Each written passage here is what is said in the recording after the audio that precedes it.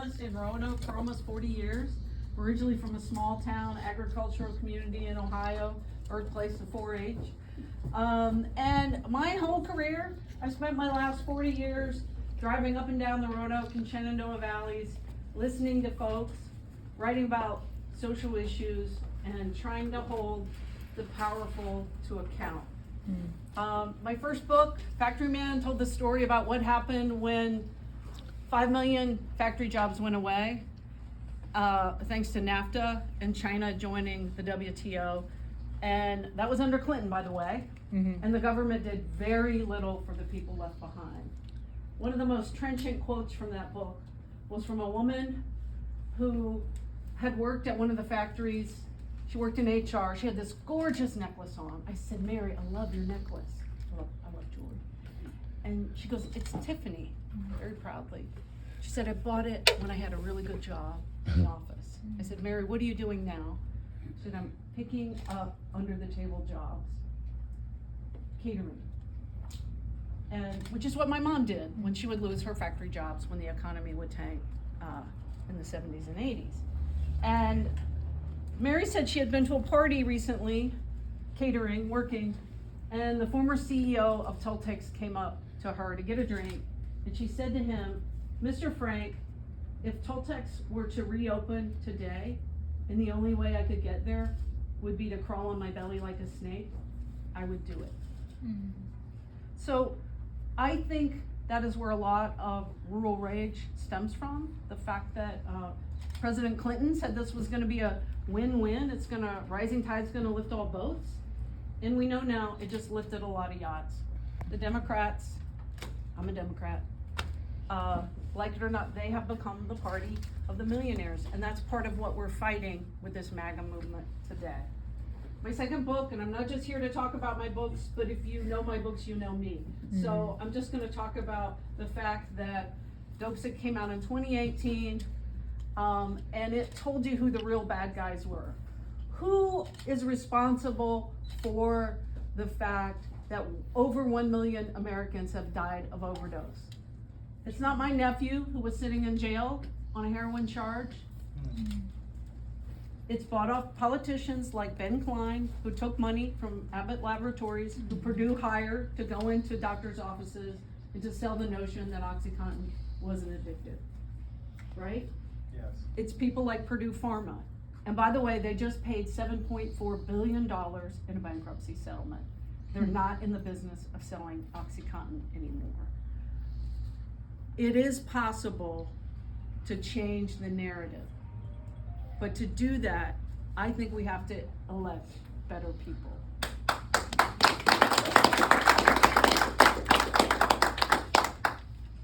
So why am I running now? I'm running because I don't want my kids and grandkids to grow up in fascism. I think we're just about there. Well, we there. We there. We there. Yes. I'm running because the government has forgotten who they're supposed to represent. And I want to remind them who they're supposed to represent. Some friends started asking me last year outside of Ben Klein's office. We were meeting there. His office in Roanoke, his main office is in a big fancy bank building downtown. We started gathering to rally.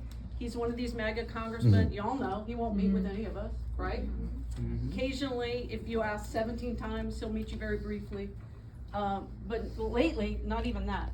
So friends started asking me to run. They thought I had name recognition that could help. And I didn't want to do it. And Mark Warner advised me, he said, you have very good name recognition among people who read. His point was, your name recognition ain't that good among voters in the 6th district. Well, we're working on that. We're running up and down the valley. I hired Pete Barlow, who kindly endorsed me a few months back. He's my political director. We've been meeting with veterans, farmers, business people, moderates, Republicans, addressing chapters of the NAACP. This is one of my t-shirts I got from that meeting. And just trying to really get a handle on what this district is. It's a big farming district, we all know that, right? I live down in Roanoke, so I have a lot to learn about the central and the northern parts of the valley. So that's what we've been doing for the last 5 or 6 months. So the differences between me and Ben Klein couldn't be more stark. Not just that he took money from Abbott Laboratories, he takes money from Big Ag, from Big Tech, Elon Musk, SpaceX, Google, big insurance.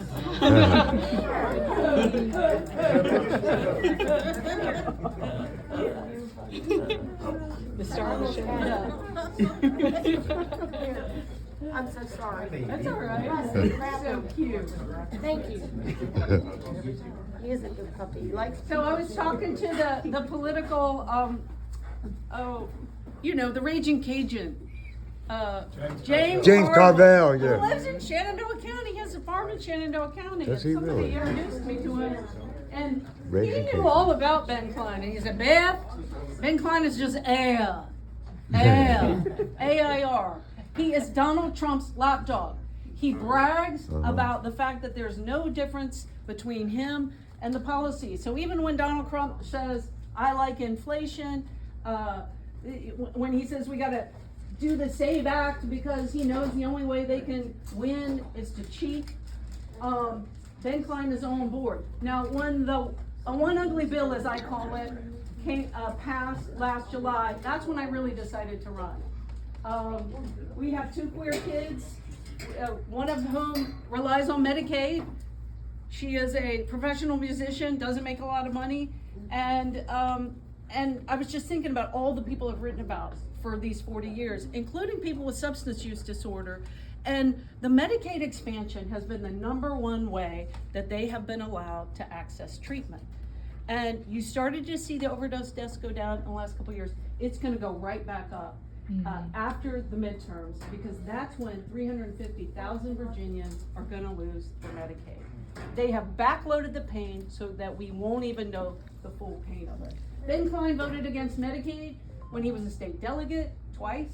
He voted for the one ugly bill. He called it, a big win for America.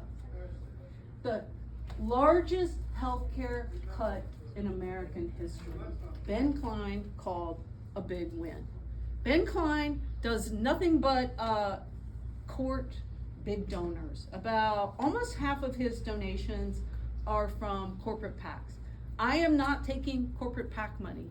And if you have any hesitation or you don't believe me, all you have to do is go to vpap.org. It'll show you where all my money comes from. Our average donation, and by the way, we have outraised Ben Klein. Yeah.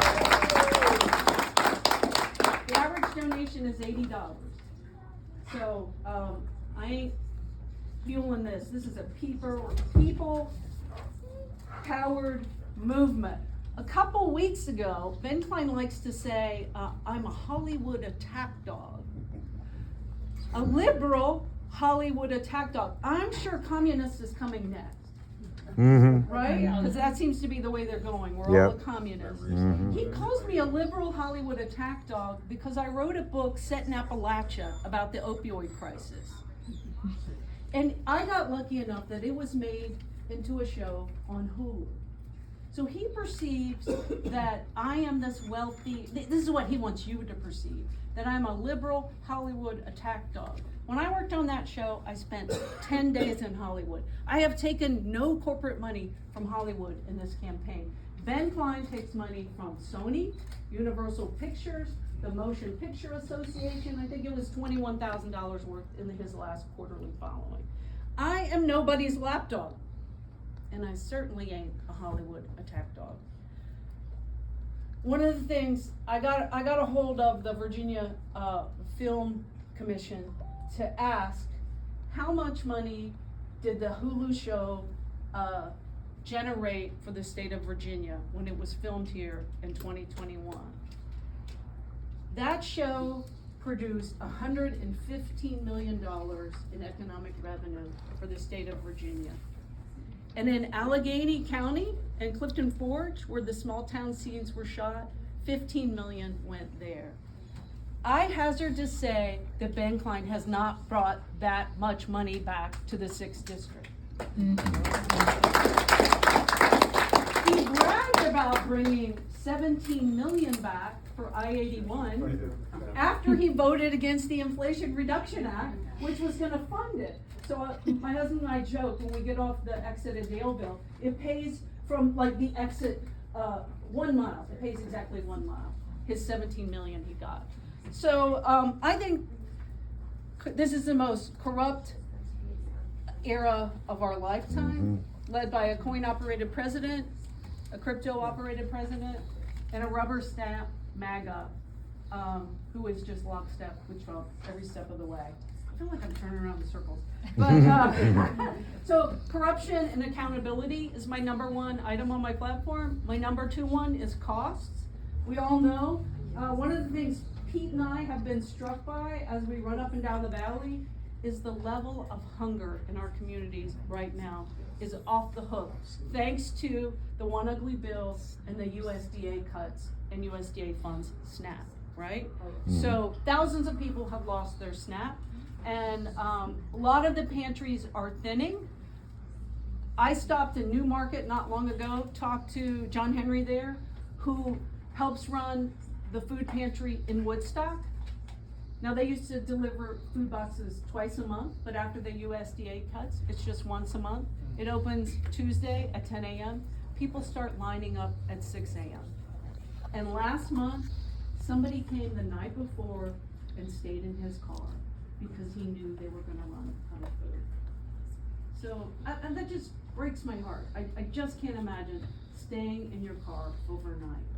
The other story we heard not long ago, well, I actually saw it, is I was in Fincastle, Virginia, which is in Botetourt, and I went to meet the people who work at the food pantry there. The cars were lined up 45 minutes before it opened, all the way down to US 220, which is a 4-lane highway. And I interviewed some of the volunteers, I interviewed some of the families. And when I first got there, the minister who runs it, he said, "We're not political." I said, "That's fine, I'm just trying to find out what's happening." And, you know, he let us take a few pictures, talk to people, and then I was leaving, I thanked him, and he said, "You know what?"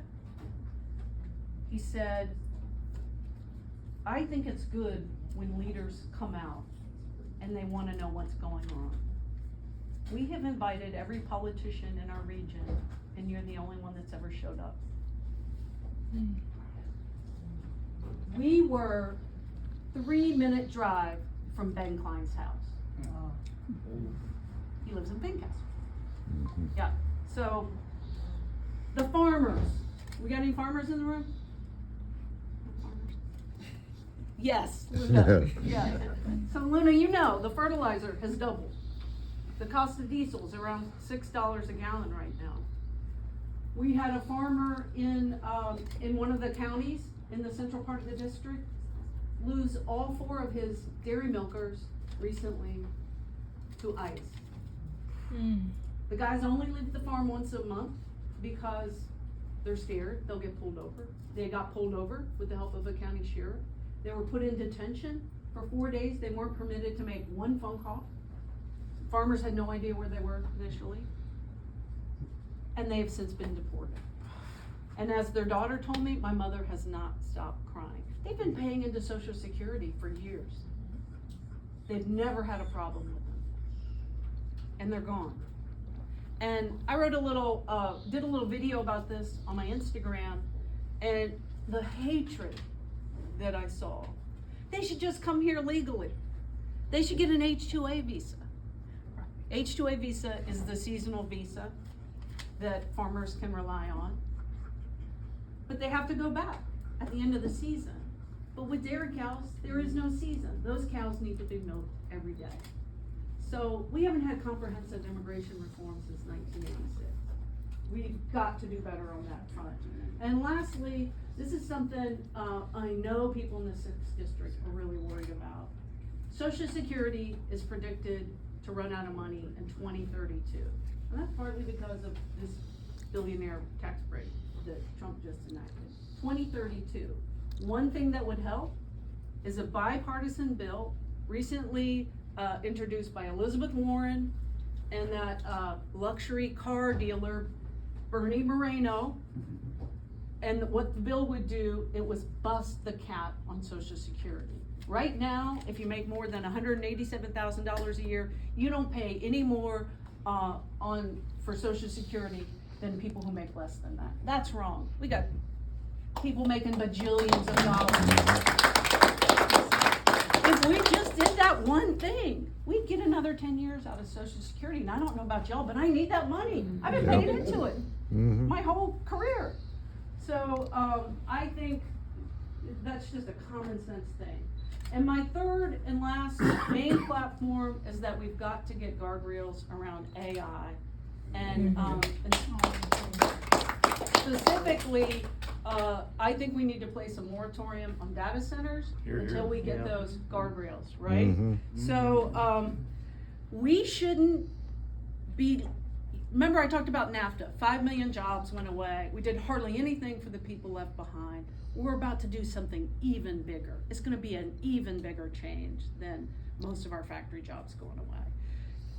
Anthropic predicts that half of our jobs will go away in the next 10 years. That's not me saying that, that's the founder of Anthropic.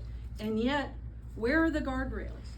Are we gonna leave it to a handful of billionaires who wanna be trillionaires to decide what's gonna happen to our grandkids and our kids?